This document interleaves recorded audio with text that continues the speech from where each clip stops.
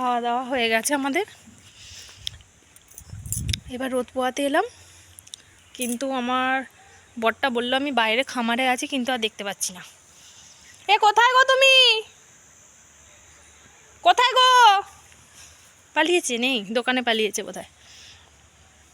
বললো একটু রোদ পোয়াবো, বাইরেটা এসো। ভাত ফাত খাওয়া হয়ে গেছে, আর দেখতে পাচ্ছি না, মনে হচ্ছে পালিয়েছে। তুলসী তলাটাতে রোদ নেই, খামারটাতেই রোদ আছে। আজকে চান করিনি, খেপির মতো লাগছে নিজেকে, মনে হচ্ছে পাকমারাদের বউ। চান করতে বারণ করেছে এখন, রোজ সকালে চান করি তো, চান করে করে ঠান্ডা লেগেছে, ওই জন্য আর চান করিনি। ভাত ফাত খেয়ে একটা হজমলা খেতে খেতে বাইরে এলাম।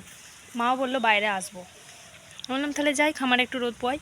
এখানটায় খুব সুন্দর রোদ এসেছে, এখানটাতেই বসবো খড় পেতে।